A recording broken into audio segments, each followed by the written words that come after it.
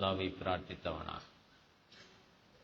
சையதுல் ஐயாம் புனித வெள்ளிக்கிழமை தினம் அல்லாஹ்வுடைய மாளிகையில் குத்பா பிரசங்கத்தை செவிமடுப்பதற்காக ஒன்று கூடியிருக்கின்ற அல்லாஹ்வின் நல்லடியார்களே, அன்பின் சகோதரர்களே, எல்லா சந்தர்ப்பங்களிலும் அல்லாஹ்வை அஞ்சி வாழ்ந்து கொள்ளும்படியும் அவன் எங்களுடைய வாழ்க்கையில் எவற்றையெல்லாம் எடுத்து நடக்கும்படி ஏவியிருக்கிறானோ முடிந்த அளவு அவற்றை எடுத்து நடக்கும்படியும், எந்த விடயங்களை தவிர்ந்து கொள்ளும்படி விலக்கி இருக்கிறானோ முற்றுமுழுதாக அவற்றை தவிர்ந்து கொள்ளும்படியும் முதலில் எனக்கும் அடுத்து உங்களுக்கும் வசியத்தை செய்கின்றேன், அன்பு கட்டளையிடுகின்றேன்.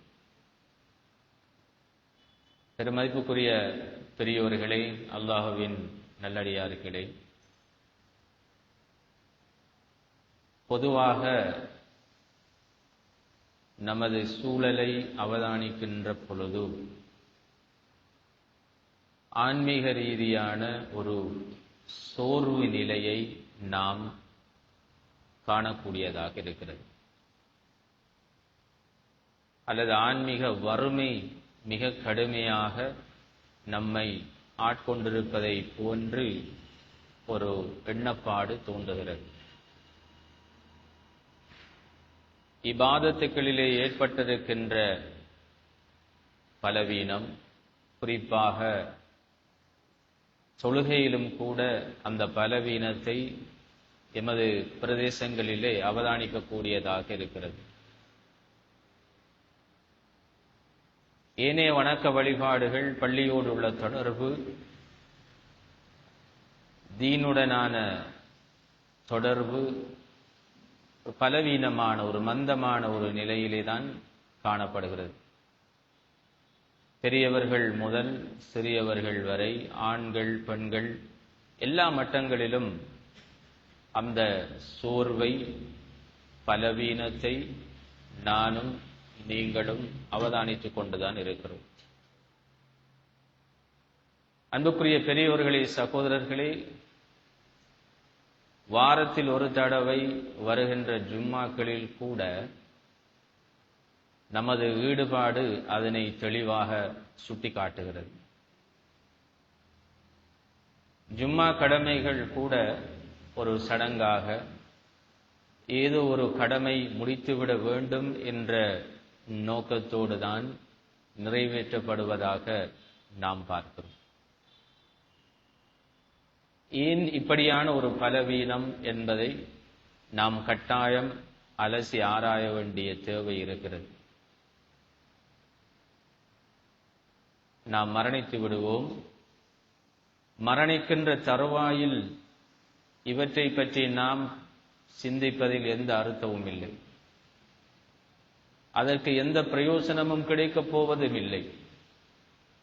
ஹத்தா இதா ஜாஅ அஹதஹுமுல் மௌத் قال رب ارجعون لعلي اعمل صالحا فيما تركت.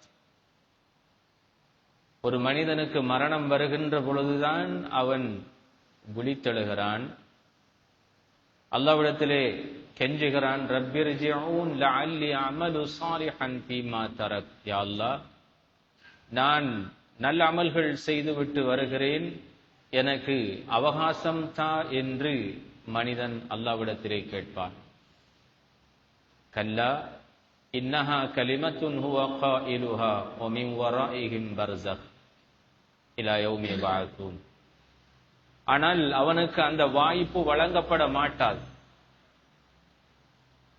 அவர்கள் மரணத்தை தழுவி பர்ஸகுடைய வாழ்க்கை, மறுமையிலே எழுப்பப்படும் வரைக்கும் கபருடைய வாழ்க்கைக்காக அவர்கள் சென்றே ஆக வேண்டும் என்று அல்லாஹ் குர்ஆனிலே சொல்கிறார்.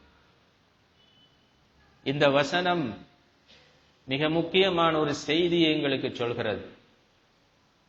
மனிதர்கள் இந்த உலகத்திலே ஆன்மீக ரீதியாக, பண்பாட்டு ரீதியாக மறுமையை பற்றிய சிந்தனையோடு, தீனுடைய தொடர்போடு வாழாமல் இருந்துவிட்டு மரண தருவாயிலே அவன் கண்விழித்தெடுகிறான். ஆனால் அது எந்த பிரயோசனத்தையும் அவனுக்கு கொடுக்க மாட்டாது.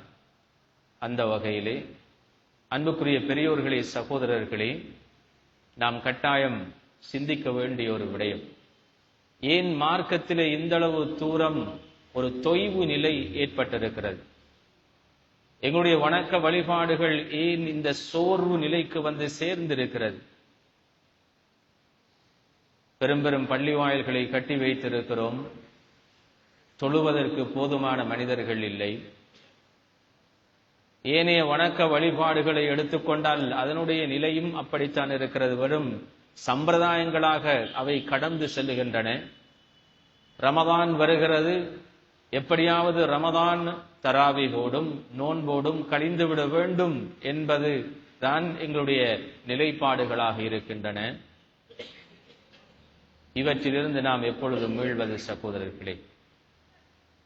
அல்லாஹு தஆலா எங்களை ஒரு உயர்ந்த இலக்குக்காக, ஒரு உயர்ந்த நோக்கத்துக்காக படைத்திருக்கின்ற நிலையில் அந்த நோக்கத்தை நாம் மறந்தவர்களாக இந்த உலகத்திலே வாழ்ந்து கொண்டிருக்கிறோமோ, எப்பொழுது நாம் அல்லாஹ் என்னை என்ன நோக்கத்திற்காக படைத்தான் என்பதை விளங்கிக் கொள்வது எப்படி?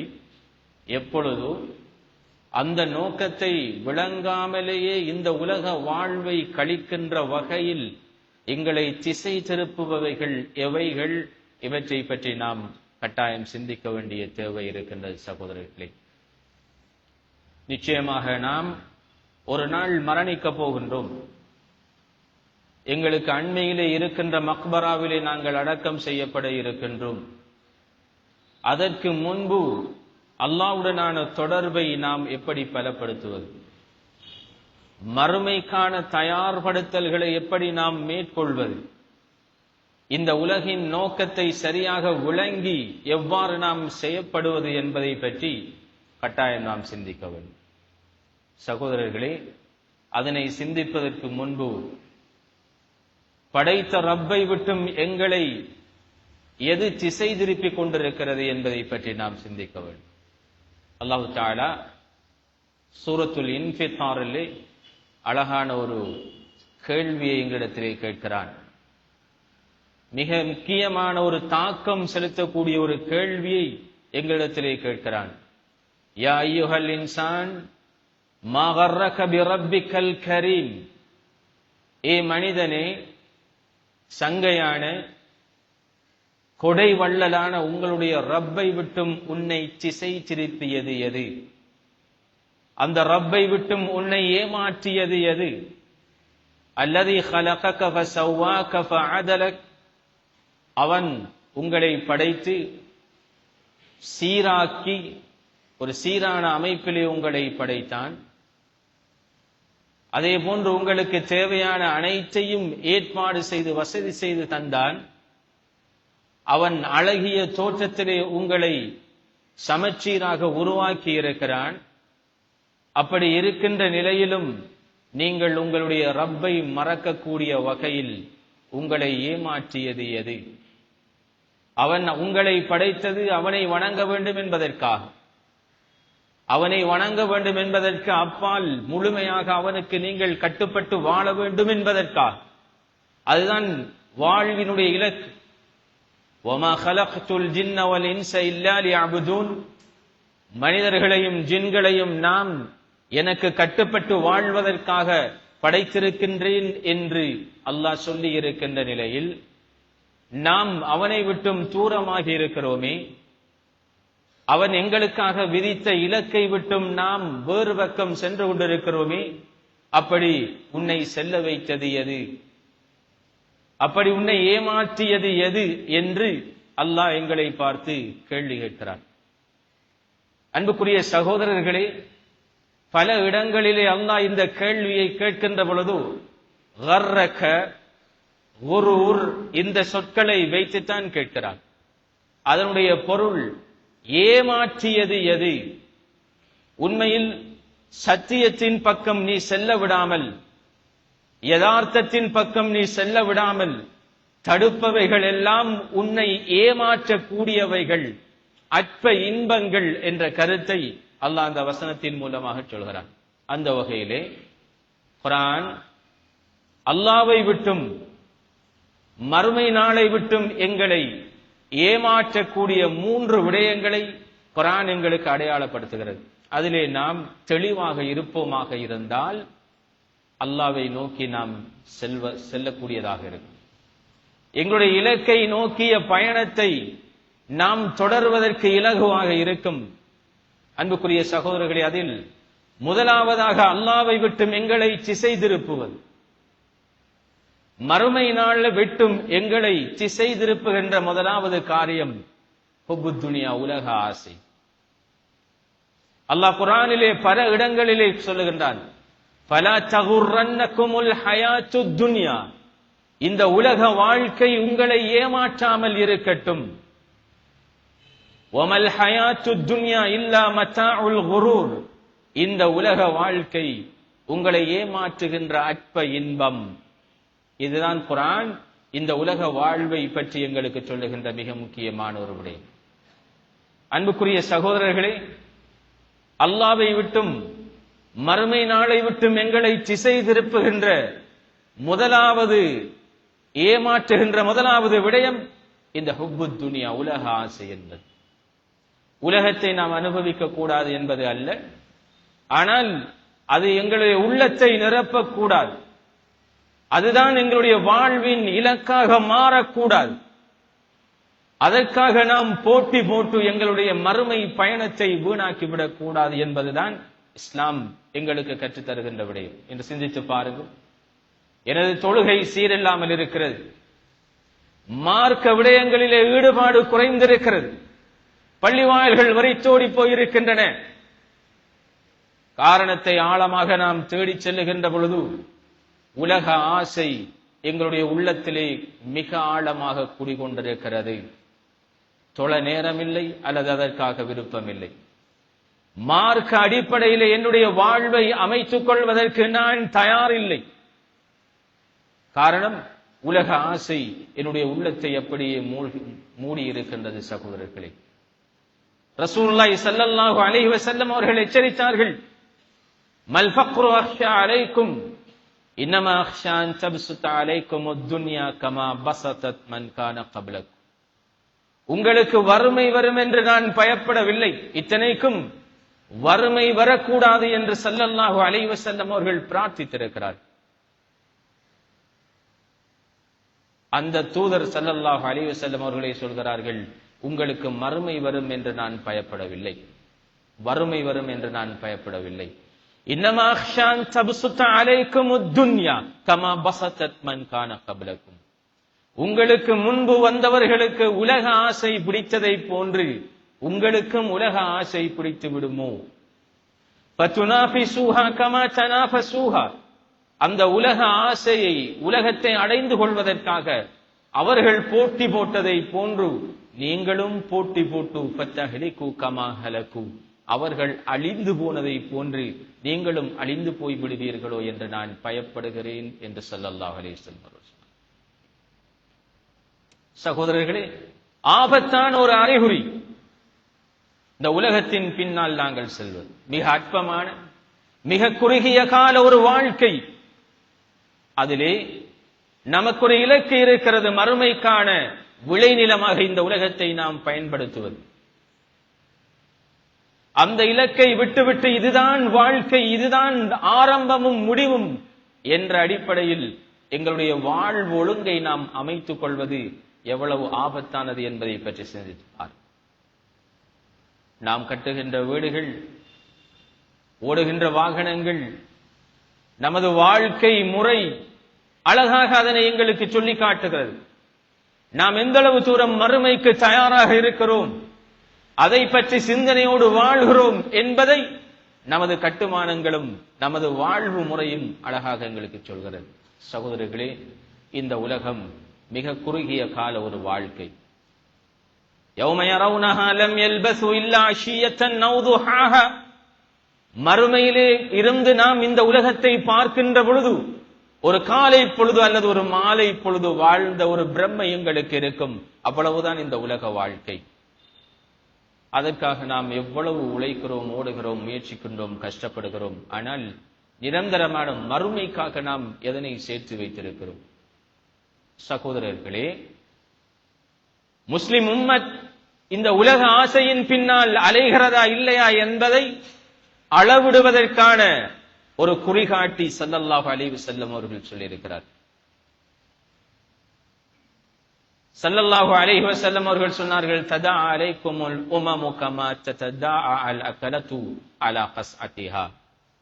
ஒரு காலம் வரும், ஒரு பசித்த பிராணி உணவு தட்டை நோக்கி எப்படி வேகமாக செல்கிறதோ அதே போன்று முஸ்லிம் உம்மத்தை ஆக்கிரமிப்பதற்காக அந்நிய சமூகம் வேகமாக வருவார்.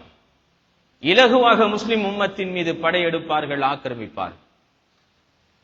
அப்பொழுது சஹாபாக்கள் கேட்டார்கள், அமின் கில்லத்தின் நஹ்னு யௌமைதின் யா ரசூலல்லாஹ், அல்லாஹ்வுடைய தூதரே, அந்த நாட்களில் நாம் சிறுபான்மையினராக இருப்போமா, குறைந்த எண்ணிக்கையிலே இருப்போமா?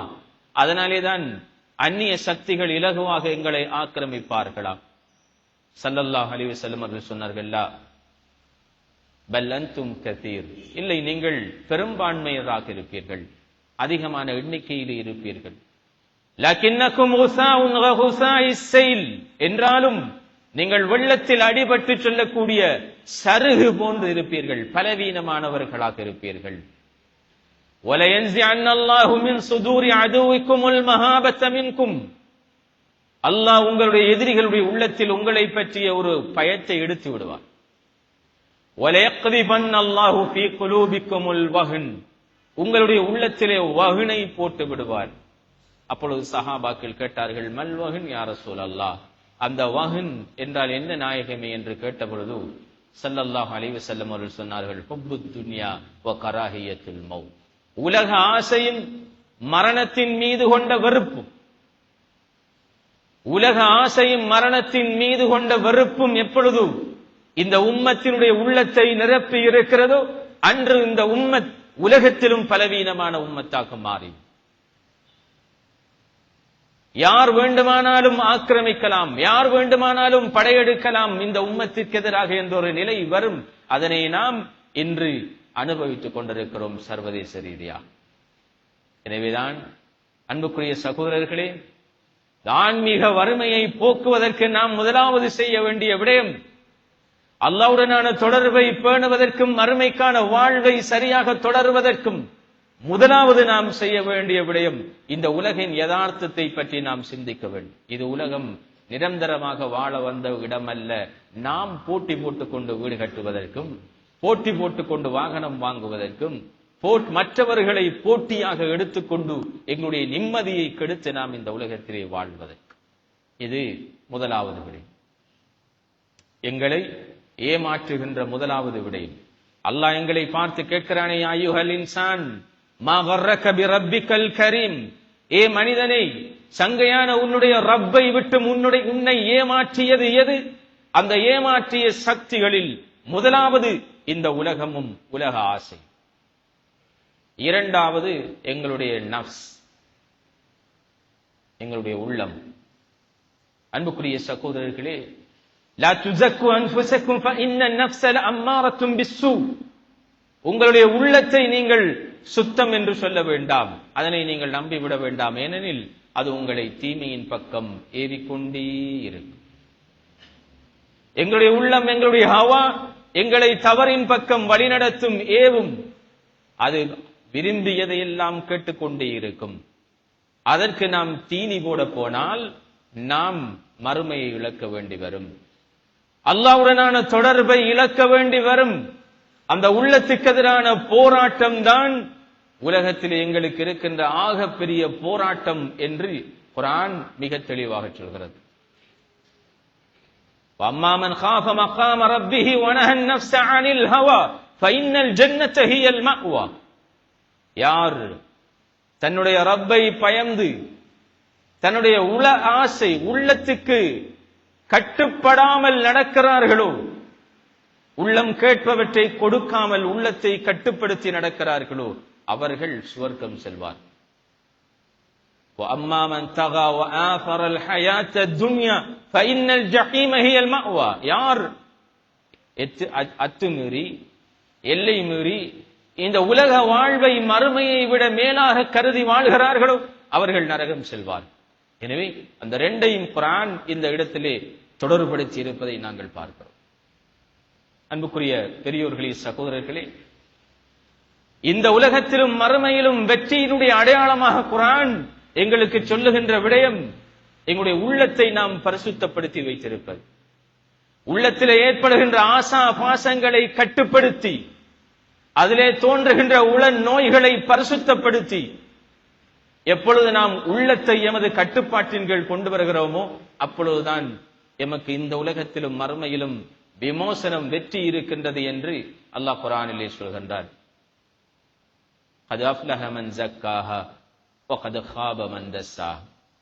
யார் உள்ளத்தை பரிசுத்தப்படுத்தி வைக்கிறார்களோ அவர்கள்தான் இந்த உலகத்திலே வெற்றி பெற்றவர்கள். ஆனால் அன்புக்குரிய சகோதரர்களே, அது சாதாரணமான ஒரு போராட்டம் அல்ல, மிகப்பெரிய போராட்டம். உள்ளத்துக்கு எதிராக நாம் மேற்கொள்ளுகின்ற போராட்டம், உள்ளத்திலே தோன்றுகின்ற ஆசா பாசங்களுக்கு எதிராக நாம் மேற்கொள்ளுகின்ற போராட்டம் மிகப்பெரிய போராட்டம். இது இரண்டாவது எங்களை அல்லாஹ்வை விட்டும் திசை திருப்புகின்ற சக்தி. மூன்றாவது அல்லாஹ்வை விட்டும் எங்களை திசை திருப்புகின்ற மூன்றாவது சக்தி ஷைத்தான். ஷைத்தான் ஒரு பொழுதும் அல்லாஹ்வோடு நாம் தொடர்படுவதை அவன் விரும்புவதில்லை. மறுமையிலே நாம் வெற்றி பெறுவதை அவன் ஒரு பொழுதும் விரும்புவதில்லை. அதனால் முழு படைபட்டாளங்களோடும் எங்களை வழிகெடுப்பதற்காக, எங்களை திசை திருப்புவதற்காக அவன் களத்திலே இருக்கிறான். சக்கராத் வரைக்கும், நாம் பிறந்ததில் இருந்து சக்கராத்துடைய நேரம் வரைக்கும் ஷைத்தான் எங்களை வழிகெடுப்பதற்கான அனைத்து முயற்சிகளையும் செய்து கொண்டிருக்கிறான். சும்மலாத்தியன்ன மின் பைனி ஐதீஹிம் வ மின் கல்ஃபிஹிம் வ அன் ஐமானிஹிம் வ அன் ஷமாயிலிஹிம். நான் மனித சமூகத்தை வழிகெடுப்பதற்காக அவர்களை முன்னால் நான் வந்து வழிகெடுப்பேன். அதற்கு அவர்கள் அகப்படவில்லை என்றால் பின் திசையினால் வருவேன். அதற்கும் அவர்கள் அகப்படவில்லை என்றால் வலது பக்கத்தினால், இடது பக்கத்தினால். அப்படி என்றால் முழு முயற்சியையும் மனிதர்களை வழிகெடுப்பதற்காக நான் செயல்படுத்துவேன் என்று அல்லாஹ்விடத்திலே ஷைத்தான் சபதம் எடுத்திருக்கிறான். சகோதரர்களே, சில வேளைகளில் எங்களுக்கு தெரியாது ஷைத்தான் எங்களை வழிகெடுக்கிறானா இல்லையா என்பது தெரியாது. ஆகுமான வழிகள் மூலமாக கூட வந்து எங்களை அவன் திசை திருப்புவான், வழிகெடுப்பான். அதனாலேதான் அல்லாஹ் குர்ஆனிலே சொல்கின்றான், இன்ன ஷைத்தான அதுவுன் லக்கும் ஃபத்தஹிதுஹு அதுவன். ஷைத்தான் உங்களுடைய பரம விரோதி, அவனை நீங்கள் எதிரியாக எடுத்துக் கொள்ளுங்கள். அப்பொழுதுதான் நீங்கள் கவனமாக இருப்பீர்கள், எச்சரிக்கையோடு வாழ்வீர்கள். அன்புக்குரிய சகோதரர்களே, குர்ஆன் அல்லாஹ்வை நோக்கி நாம் செல்லுகின்ற பாதையில், மறுமைக்காக நாம் தயார்படுத்துகின்ற பாதையில் எங்களை திசை திருப்புகின்ற இந்த மூன்றையும் அழகாக சொல்லி இருக்கிறது. காரணம், இந்த விடயத்திலே நாம் தெளிவாக இருக்க வேண்டும் என்பதற்காக, அது பற்றிய அவதானத்தோடும் எச்சரிக்கையோடும் நாம் வாழ வேண்டும் என்பதற்காக. சிந்தித்து பாருங்கள், இங்கு இருக்கின்ற நாம் ஒவ்வொருவரும் உள்ளத்திலே கை வைத்து கேட்டு பார்க்க வேண்டும், என்னுடைய வணக்க வழிபாடுகள் எப்படி இருக்கின்றன? ஐவேளை தொழுகை எப்படி இருக்கிறது? பள்ளியோடு உள்ள தொடர்பு உயிரோட்டமாக இருக்கிறதா? மார்க்க விடயங்களை என்னுடைய வாழ்க்கையில் பின்பற்ற வேண்டும் என்ற ஆர்வம், ஆசை எனக்கு இருக்கிறதா? குர்ஆனுக்கும் எனக்கும் இடையிலான தொடர்பு என்ன?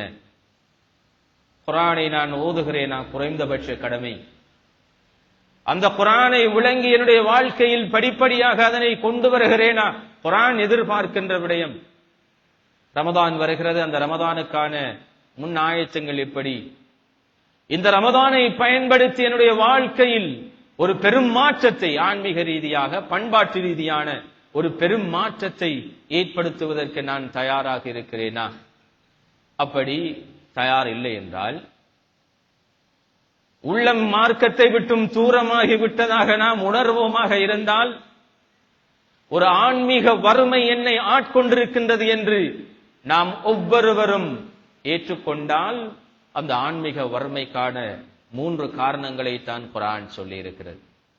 உலக ஆசை அல்லாஹ்வை விட்டும் உங்களை தூரமாக்கி இருக்கிறது, மறுமையை விட்டும் தூரமாக்கி இருக்கிறது. உங்களுடைய உள்ளம், உங்களுடைய நஃப்ஸ், அது உங்களை எப்பொழுதும் சத்தியத்தை விட்டும் திசை திருப்புகிறது. 3வது, ஷைத்தான் ஒரு பொழுதும் நீங்கள் வெற்றி அடைவதை விரும்ப மாட்டான். இந்த 3 விடயத்திலும் நீங்கள் அவதானமாக செயல்படுங்கள். தனியாக இருந்த இந்த 3ம் எந்தளவு தூரம் என்னுடைய சொந்த வாழ்க்கையில் தாக்கம் செலுத்தி இருக்கிறது, அல்லாஹ்வை விட்டு என்னை தூரமாக்கி இருக்கின்றது என்ற சுய விசாரணையை நீங்கள் மேற்கொள்ளுங்கள். அதில் இருந்து உங்களுடைய ஆன்மீக பயணத்தை ஆரம்பியுங்கள். நிச்சயமாக அல்லாஹ் தஆலா எங்களுக்கு இந்த உலகத்திலும் மறுமையிலும் வெற்றியை தருவான். அந்த வகையில் கண்ணியத்துக்குரிய பெரியோர்களே, சகோதரர்களே, சுருக்கமாக ஒரு குறுகிய கால இந்த உலக வாழ்வு எங்களை ஏமாற்றாமல் நிரந்தரமான அந்த மறுமை வாழ்க்கைக்காக தயார்படுத்தக்கூடியவர்களாக எங்களை நாம் ஆக்கிக் கொள்வதற்கு அல்லாஹ் தஆலா எங்கள் எல்லோருக்கும் அருள் பாலிப்பானாக. யா அல்லாஹ், எங்களுடைய பாவங்களை மன்னிப்பாயா. எங்களை விட்டு பிரிந்த கபராளுடைய கபர்களை சுவர்க்கத்தின் பூஞ்சோலைகளாக மாற்றுவாயா. நரகத்தின் படுகொலியை விட்டும் பாதுகாப்பாயா. ஆமீன் ஆமீன் யா ரப்பல் ஆலமீன். அல்ஹம்துலில்லாஹி ரப்பில் ஆலமீன். والعاقبة للمتقين ولا عدوان إلا على الظالمين والصلاة والسلام على أشرف الأنبياء والمرسلين وعلى آله وصحبه ومن تبعهم بإحسان إلى يوم الدين. أما بعد، فيا عباد الله الحاضرون، أوصيكم ونفسي أولا بتقوى الله، فاتقوا الله تعالى حق تقاته ولا تموتن إلا وأنتم مسلمون. وقال الله تعالى: فإذا قرئ القرآن واستمعوا له وأنصتوا لعلكم ترحمون. وقال أيضا: فإذا قرأت القرآن فاستعذ بالله من الشيطان الرجيم. أعوذ بالله من الشيطان الرجيم. بسم الله الرحمن الرحيم.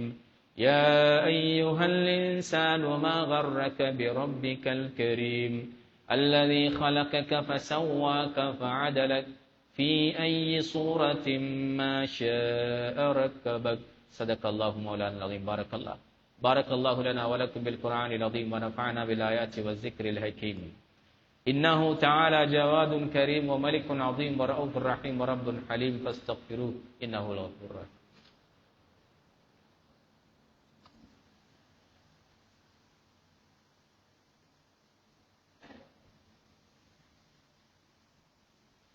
الحمد لله نحمده ونستعينه ونستغفره ونستهديه ونعوذ بالله من شرور أنفسنا ومن سيئات أعمالنا. إنه من يهده الله فلا مضل له ومن يضلله فلا هادي له.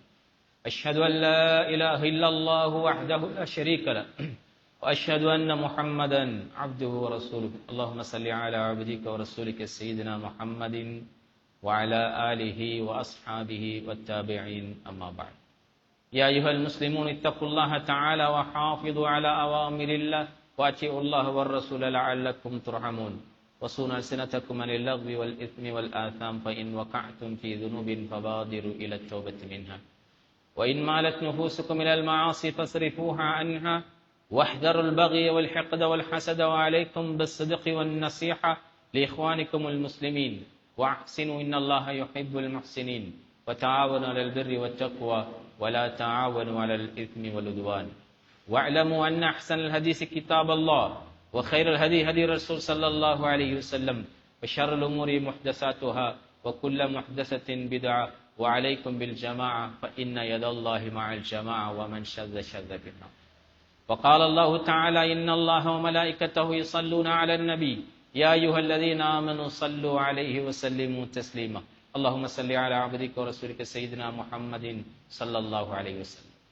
وارض اللهم عن الأربعة الخلفاء المهديين الذين قضوا بالحق وبه كانوا يعدلون، حيث قال فيهم رسول الله صلى الله عليه وسلم: أرحم أمتي بأمتي أبو بكر، وأشدهم في أمر الله عمر، وأصدقهم حياء عثمان، وأقضاهم علي رضي الله عنهم، وفاطمة سيدة نساء أهل الجنة، الحسن والحسين سيدا شباب أهل الجنة، والهمزة أسد الله وأسد رسوله. اللهم اغفر للعباس وولده مغفرة ظاهرة باتنة لا تغادر ذنبا. الله في أصحابي لا تتخذوهم غرضا من بعدي، فمن أحبهم فبحبي أحبهم، ومن أبغضهم فببغضي أبغضهم. خير القرون قرني، ثم الذين يلونهم ثم الذين يلونهم. اللهم أعز الإسلام والمسلمين، اللهم أعز الإسلام والمسلمين، اللهم أعز الإسلام والمسلمين، وأذل الشرك والكفرة والمشركين، ودمر أعداء الدين، فانصرنا على القوم الكافرين. اللهم ثبت أقدام المجاهدين، اللهم رد مسجد الأقصى إلى أيدي المسلمين، اللهم اجعل هذا بلدا آمنا مطمئنا رخاء سخاء وسائر بلاد المسلمين. ربنا اغفر لنا ولإخواننا الذين سبقونا بالإيمان ولا تجعل في قلوبنا غلا للذين آمنوا ربنا إنك رؤوف رحيم. عباد الله يرحمكم الله. إن الله يأمر بالعدل والإحسان وإيتاء ذي القربى وينهى عن الفحشاء والمنكر والبغي يعظكم لعلكم تذكرون. اذكروا الله يذكركم وادعوه يستجب لكم